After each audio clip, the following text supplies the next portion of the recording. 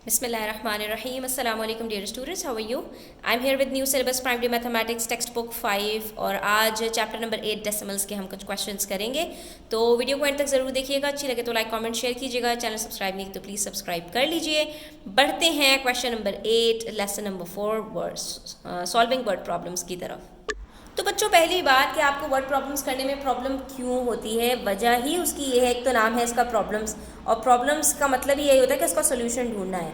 लेकिन सोल्यूशन आप किसी भी चीज़ का तब ही ढूंढ सकते हैं जब आपको उसकी ज़बान समझ में आती हो। तो सबसे ज़्यादा इंपॉर्टेंट ये होता है सवाल को सॉल्व करने से ज़्यादा कि उसको क्वेश्चन को आप अच्छी तरह से समझ लें। जब क्वेश्चन अच्छी तरह समझ में आ जाता है ना, तो सोल्यूशन यूँ मिनटों में हो जाता है। तो आइए मिनटों में हम सोल्यूशन को हल करना सीखें। Tom bought 5 files and 12 notebooks. Bought का मतलब खरीद लिया टॉम ने। यहाँ पिक्चर में देख भी सकते हो, एक बच्चा टॉम है और वो कुछ बुक्स वगैरह खरीद रहा है। उसने 5 फाइल्स खरीदी हैं और 12 नोटबुक्स खरीदी हैं। ठीक है।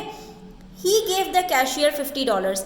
देखो, बिल्कुल आपका डेली रूटीन से सेम यही सिनेरियो होता है कि आप कुछ खरीदते हैं और आप एक बड़ा नोट निकाल कर देते हैं और आप क्या कहते हैं कि मुझे चेंज दे दीजिए इसका। ठीक है। यानी फॉर एग्जांपल आपने शॉपिंग की 80 रुपीज़ की और आपने शॉपकीपर को दिए 100 रुपीज़, क्योंकि 80 का तो कोई नोट होता ही नहीं है।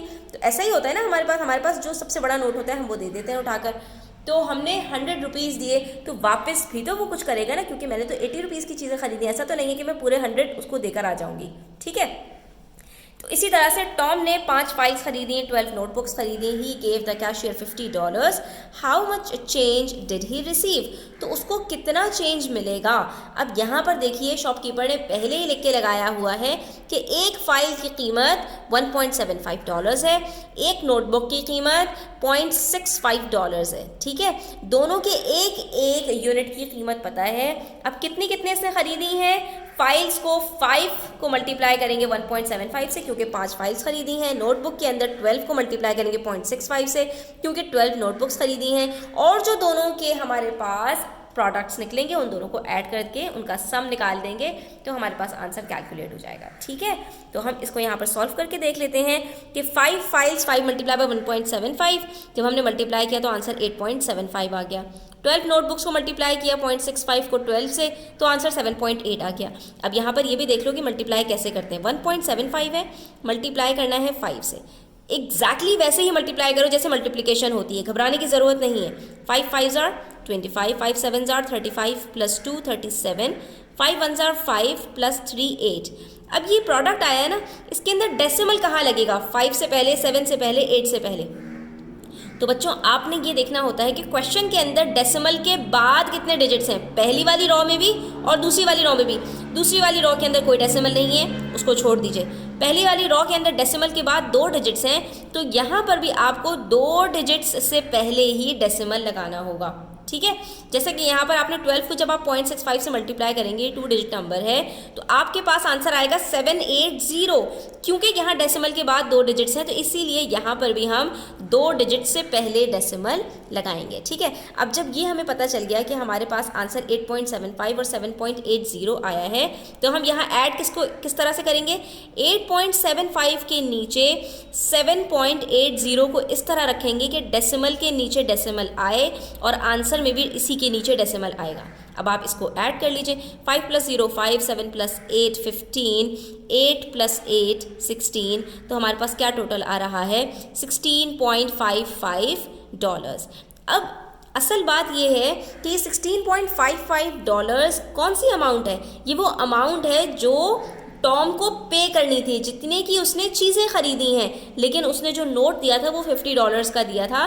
तो अब यहाँ पर हमें $50 में से सब्ट्रैक्ट भी करना पड़ेगा $16.55 को। अब ऊपर तो कोई डेसिमल है ही नहीं, रुकिए, डेसिमल ऊपर नहीं है तो आखिर में है, उसके ऊपर 2 डिजिट्स मौजूद नहीं है तो वहाँ पर 2 ज़ीरोज़ लगा लीजिए और अब सब्ट्रैक्ट कर लीजिए। ठीक है। यहाँ पर 0 में से 5 नहीं जा सकता, पीछे से कैरी लेंगे, एक एक करके सबको काटते जाएंगे और आगे कैरी देते जाएंगे। आखिर वाले को 1 का कैरी मिलके 10 बन जाएगा। 10 - 5 5, 9 - 5 4, 9 - 6 3 और 4 - 1 3। तो हमारे पास आंसर क्या आ रहा है? 33.5 $45 ये कैशियर उसको चेंज वापस करेगा। तो देखा आपने कितने सारे स्टेप्स के अंदर हमने ये अपना क्वेश्चन आसानी से सॉल्व कर लिया।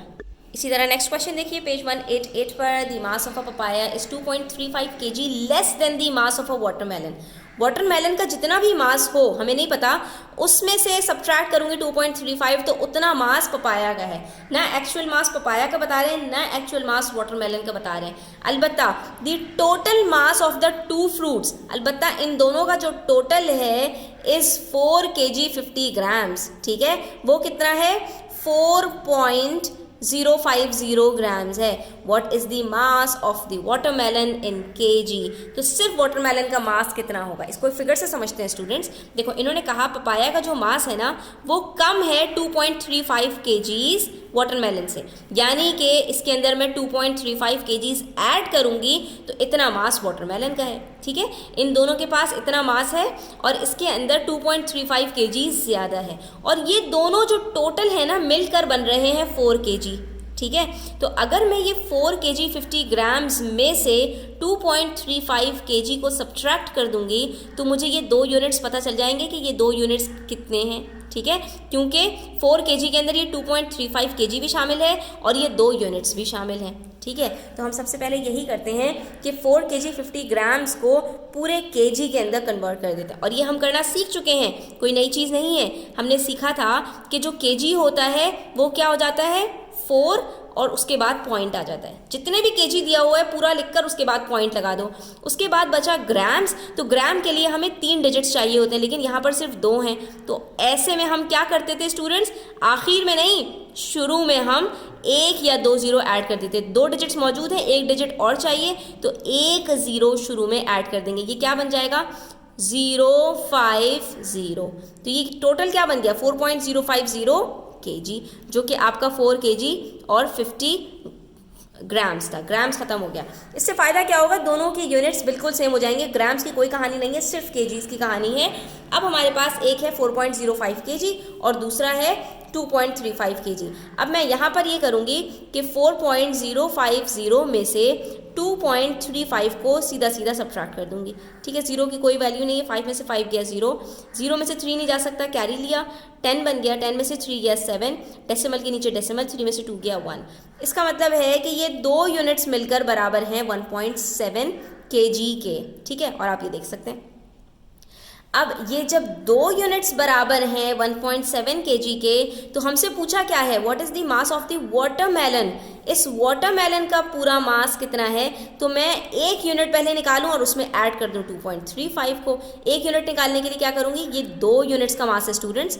ठीक है, ये दोनों मिलकर 1.7 kgs हैं। तो आपने क्या करना है, पहले इसको डिवाइड कर लेंगे आप 1.7 को 2 से, और फिर देखिए आपके पास आंसर क्या आता है। यहाँ पर हम कर लेते हैं, 2 के टेबल में जो है वो 1.7 नहीं 1 नहीं आता, तो दोनों नंबर्स देंगे। इसके लिए हमें यहाँ पर डेसिमल लगाना पड़ेगा। अब 2 6 18 होता है, 2 हम यहाँ पर लेंगे 2 8 16। ठीक है, तो ये हो जाएगा हमारा एक 1 फिर भी बचेगा, पॉइंट को लेके 0 ऐड करेंगे, 2 5 10। ठीक है, तो हमारे पास यहाँ पे आंसर क्या आ रहा है 0.85, यानी 1 यूनिट बराबर है 0.85 के।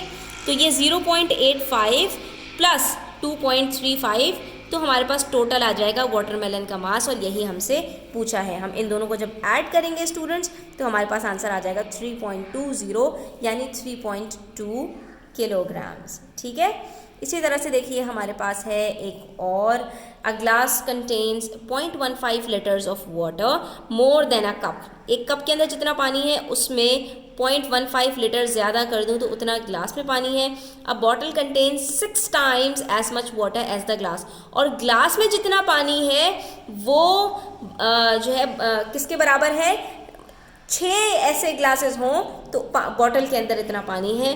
ये total amount of water in the glass, the cup and the bottle, और तीनों चीज़ों में मिलाकर जो पानी है वो 3.89 लीटर्स है। ठीक है, अब देखो इसको फिगर से समझते हैं।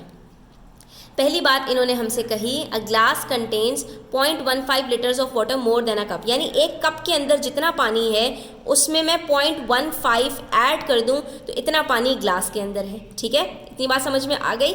कप का पानी, कप के अंदर 0.15 ऐड किया है, ग्लास का पानी, और ग्लास के अंदर 6 ग्लासेस ले आऊँ तो इतना बॉटल के अंदर पानी, यानी एक ग्लास का यूनिट हो पूरा और इतने ही 6 यूनिट्स हो तो वो बॉटल बन जाती है। 1 2 3 4 5 6 ग्लासेस आ गए, ठीक है। और ये सारा का सारा मिलकर स्टूडेंट्स कितना बन रहा है, 3.89 लीटर्स, ठीक है। आपसे क्या पूछा है, how much water is there in the bottle, तो बॉटल के अंदर कितना पानी है आपने ये बताना है, ठीक है स्टूडेंट्स। अब ज़रा गौर से देखिए स्टूडेंट्स कि ये हमारे पास टोटल यूनिट्स कितने हैं, ठीक है। टोटल तो यूनिट्स हमारे पास 1 2 3 4 5 6 7 8 यूनिट्स हैं, लेकिन इसमें से जो ये 7 यूनिट्स हैं ना ये बिल्कुल बराबर हैं, क्योंकि एक गिलास और ये 6 गिलास, ठीक है, ये तो बिल्कुल बराबर है, यानी 7 यूनिट्स हमारे पास बिल्कुल बराबर हैं। मैं कह सकती हूँ कि 7 यूनिट्स प्लस ये जो 1 यूनिट है ना इसमें से माइनस करना पड़ेगा 0.15 को, और ये सब जब मिलेंगे तो वो बराबर होगा 3.89 लीटर्स के।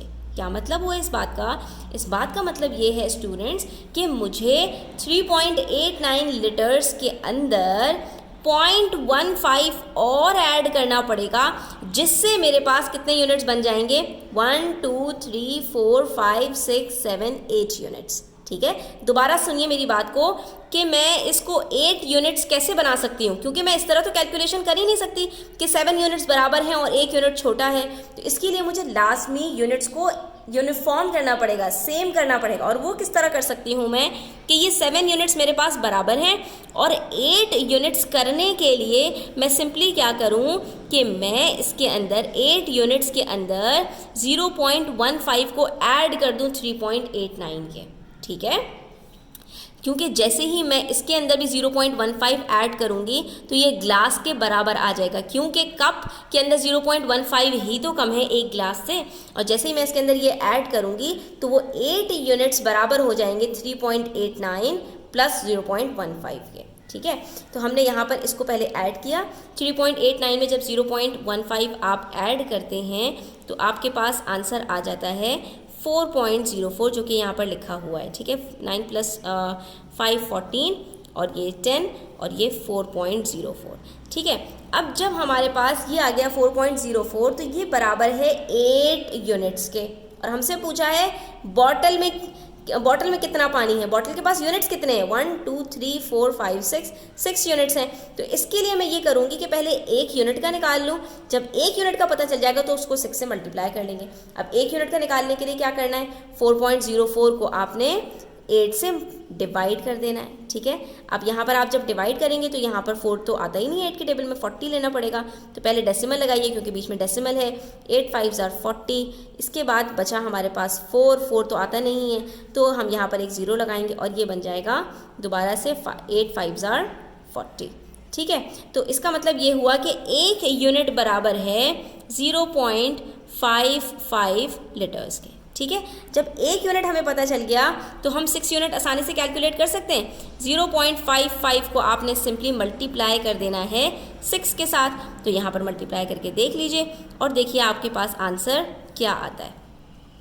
6 5 = 30, 6 5 = 30 + 3 33, डेसिमल के बाद 2 डिजिट्स हैं तो यहाँ पर आपके पास 3.30 आ रहा है, यानी कि एक बॉटल के अंदर 3.3 लीटर्स ऑफ वाटर है, ठीक है।